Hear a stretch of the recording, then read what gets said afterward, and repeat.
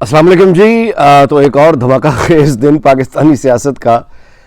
बड़ा हंगामा खेज दिन गुजरा। हमने देखा कि पहले अपोजिशन का एक इजलास हुआ जिसमें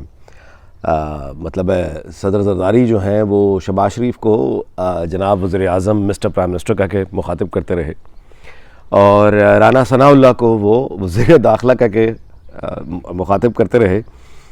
जिस पे शहबाज शरीफ ने कहा कि आप राना सनाउल्लाह को जो वज़ीर दाखिला बता रहे हैं, दिखा रहे हैं, इससे बहुत से लोगों का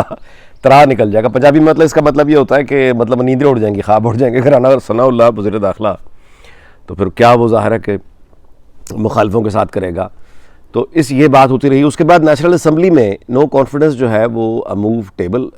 हो गई है, पेश कर दी गई है और मतलब है कि बड़ी भारी भरकम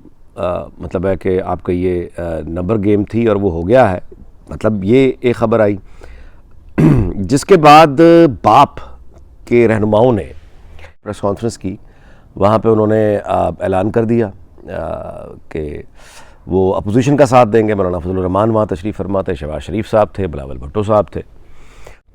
अच्छा, इसके साथ जो एक सरप्राइज़ मिला वो ये मिला कि चौधरी परवेज़ लाई के घर जो है वो सुबह हुकूमती वफ़द गया, शाह महमूद कुरैशी, परवेज़ खटक और असद उमर। और वो जो गुफ्तगू हुई जब वो बाहर निकले तो सहाफ़ियों ने सवाल किया कि आपने क्या मतलब वज़ारत आला की परवेज़ लाई को पेशकश की। तो उस फुटेज को अगर आप देखें तो वहाँ पे तीनों में से यानी असद उमर या शाह महमूद कुरैशी या परवेज़ खटक, उन तीनों में से एक आदमी भी कॉन्फिडेंट बिल्कुल भी नहीं लगता कि कोई एग्रीमेंट, कोई सेटलमेंट परवेज़ लाई के साथ उनका हुआ है। ख़ुद चौधरी परवेज़ लाई जो हैं उन्होंने बिल्कुल खामोशी को ही मतलब तरजीह दी और उन्होंने कोई वाज़ेह बात नहीं की। अगर अंदर कोई वाज़ेह बात हो चुकी होती तो ज़ाहिर है कि इन तीनों हज़रात असद उमर, शाह महमूद कुरैशी, परवेज़ खटक, इन तीनों में से कोई न किसी ने वो इनके तो हाथ उठा रहे थे परवेज़ लाई का कि ये हमारा कैंडिडेट आ गया, लेकिन कोई ऐसी बात नहीं हुई। वहाँ भी मोने सलाही ने आगे बढ़ के बात की और ये कहा कि हम जल्द यानी ये फ़ैसला कर लेंगे, मशवरा कर लें। यानी जो बात है वो या शाह महमूद कुरैशी करते रहे आए बाए शाएँ, यानी देखिए खबरों का, न्यूज़ चैनल का तो काम ही है खबरें देना, हम क्या बताएं ये वो। असद उमर ने यही कहा कि हाँ ठीक है, गले शिकवे हैं तो कोई बात नहीं, अपनों से ही होते हैं, मतलब कोई कंक्रीट बात नहीं की। परवेज़ लाई बिल्कुल खामोश रहे। मोने सलाही ने जवाब दिया और उसके बाद खबर आई कि परवेज़ लाई जो है बनीगाना रवाना हो गए हैं, जिसके बाद फिर खबर ये आई कि उस्मान बुज़दार ने इस्तीफ़ा दे दिया है और इमरान खान ने की जानिब से यानी हुकूमत की जानिब से अब पंजाब असम्बली में वज़ारत आला के उम्मीदवार परवेज़ लाई होंगे।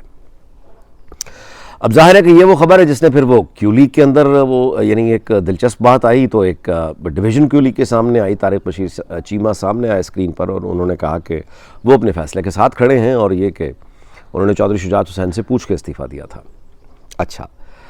अब मामला ये है कि इस वक्त जब मैं आपसे ये व्लॉग रिकॉर्ड कर रहा हूँ तो वहाँ पे यानी चौधरी ख़ानदान यानी इकट्ठा बैठा हुआ है घर में और उनकी मशावरत जारी है। मैं आपसे गुजारिश करूँ कि ये मामला, अब इस तरह के जो मामलात होते हैं ना, ये फिर सियासी नहीं रहते, ये ज़ाती हैं। यानी मोने सलाही का और चौधरी परवेज़ लाई का अब जो एक तरफ झुकाव और चौधरी शुजात हुसैन और उनके साहबजादे और वो जो ख़ानदान है वो अब दूसरी जानिब उसका झुकाव वाज़ेह है, सामने तकसीम आ गई है। तो यानी ये कि जब ज़ाती मसाइल आ जाएँ तो फिर बड़ा मुश्किल हो जाता है कि आप इसको, क्योंकि ज़ाती मसले हैं ना, अब वो ख़ानदान के क्या प्रॉब्लम है, क्या बैकग्राउंड है। लेकिन एक बात जो है वो हमें तारीख़ ने दोबारा दोहराया कि वो दो भाई कज़न्स वैसे तो हैं, लेकिन जिनको ये कहा जाता है चौधरी परवेज़ लाई और शुजात हुसैन के इन्होंने हमेशा साथ एक जंग लड़ी है और साथ मुश्किलें काटी हैं, साथ ही आगे रहे हैं। लेकिन औलादें जब सामने आईं तो उसके बाद ये हुआ कि ये भाई आपस में सियासी तौर पर वाज़ेह तौर पर अलहदा हो गए हैं। और चूँकि मशावरत अभी जारी है इनके मतलब घर में, ख़ानदान के अंदर, मुमकिन है कि परवेज़ लाई को फ़ैसला बदल दें। मुझे तो कोई सरप्राइज़ नहीं होगा। अगर नहीं बदलते तो भी बस ठीक है, ये तो होता है, इक़्तिदार में ये होता है। लेकिन मैं आपसे गुजारिश करूं कि अब ये सूरत हाल क्या बनेगी। चलें, ये एक चौधरी परवेज़ लाई का ये आप कहिए कि ये सबसे बड़ी सियासी गलती होगी अगर वो इसी फ़ैसले पर रहते हैं। मैं आपको उसकी वजह बता देता हूँ क्यों। एक तो ये है कि अगर ऊपर तो आप देख लें कि नंबर यानी नेशनल असम्बली में तो पूरे हुए खड़े हैं, वहाँ पे अब इमरान खान चले जाते हैं और शहबाज शरीफ आ जाते हैं और वो जो एक फेडरल कैबिनेट बनती है वो शदीद, यानी राना सनाउल्लाह अगर वज़ीर दाखिला हैं तो वो एंटी PTI और एंटी क्यू लीग होगी।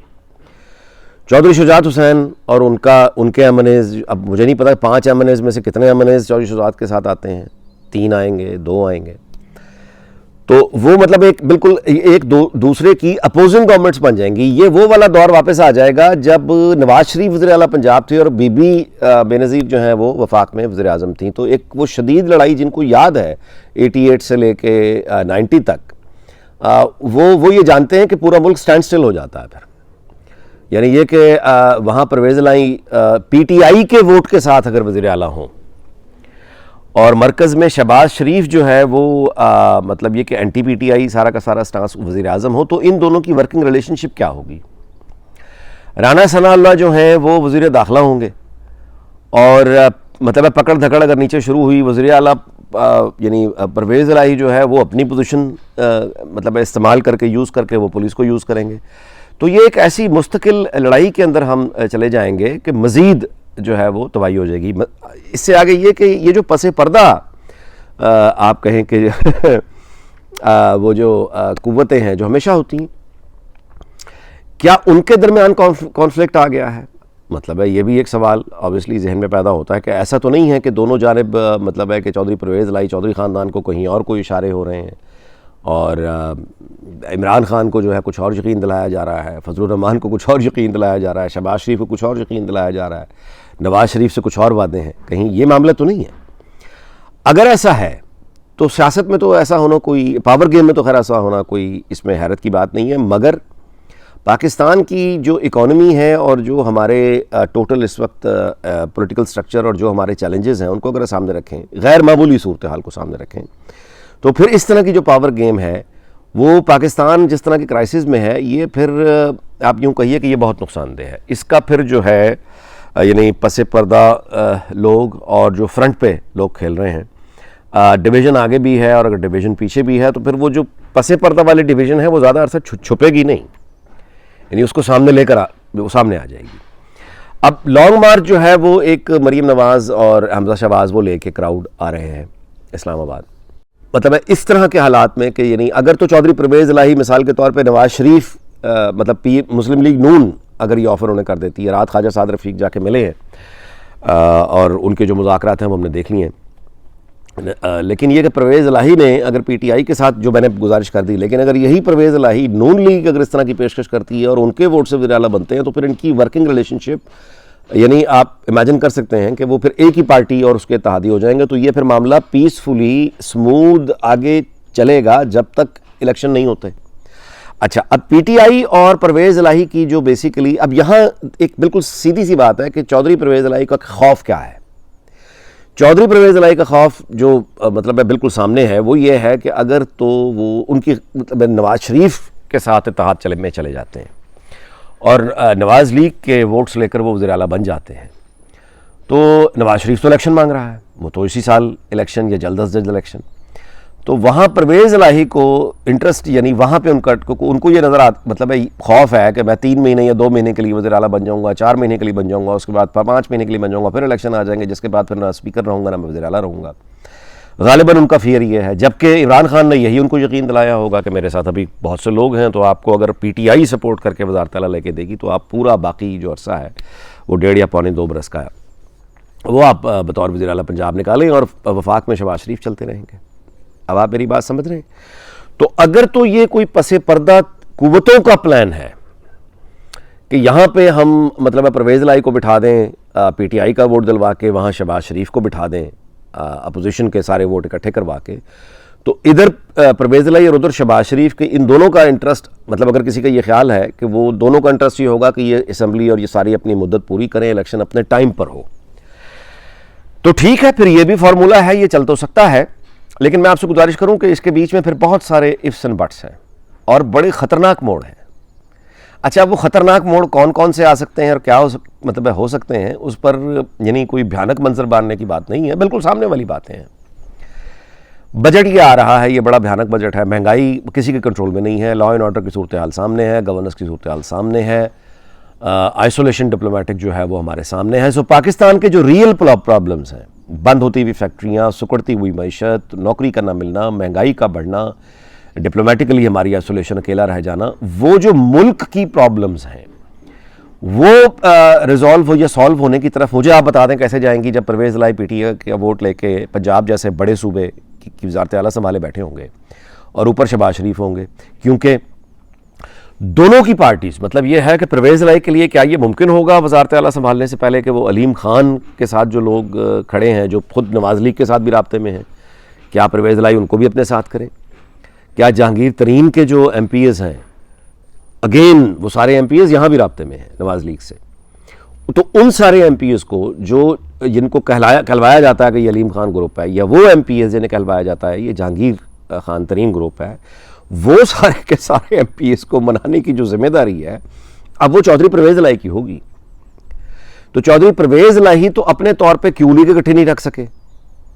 मतलब अब वफाक में वो डिवीज़न आ गई है, तो ये फिर यहाँ पे क्या करेंगे? इनके बस से तो बाहर है। चौधरी परवेज़ लाई को पॉलिटिकल पावर तो है नहीं ना, मतलब है कि अगर देखें ना पॉलिटिकल फोर्स अगर सामने खड़ी हुई, नवाज शरीफ खड़ा हो गया है पंजाब असम्बली में, तो वहाँ परवेज़ लाई क्या बेचेंगे?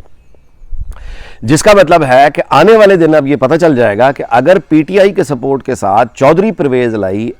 सो कॉल्ड अलीम खान ग्रुप के MPs और जहांगीर तरीन ग्रुप के MPs को भी हम देखें कि तलिस्म चला है, जादू चला है परवेज़ लाई के साथ, वो वाले MPs भी खड़े हो गए हैं और उन्होंने वोट ऑफ कॉन्फिडेंस ले लिया है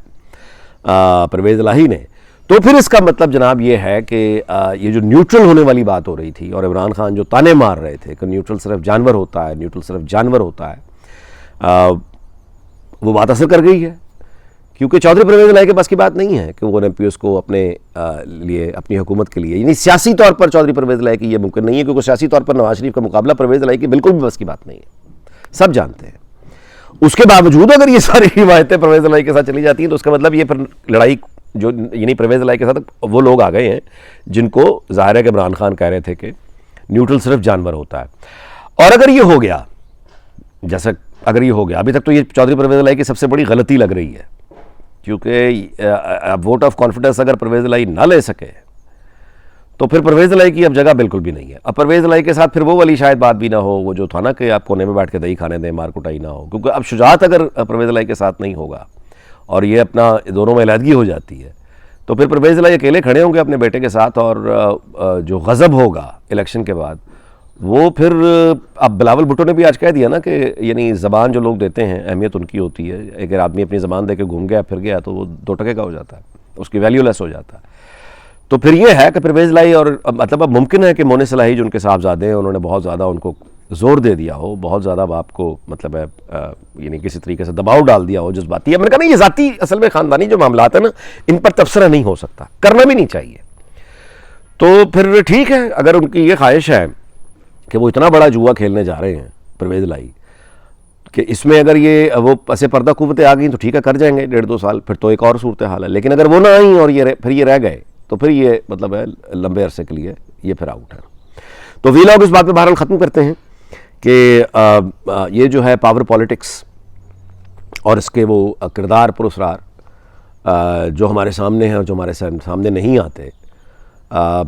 जो हमने हासिल कर लिया है पिछले 3-3.5 सालों में, उसके बावजूद अगर इसी सूरत हाल को आगे बढ़ाना है तो ये पाकिस्तान के मफाद में तो नहीं है, और किस किस के मफाद में हो सकता है ये मेरे इल्म में नहीं है। अब हाँ, दूसरी सूरत ये है फिर कि शहबाज शरीफ भी वज़ीर-ए-आज़म न बने।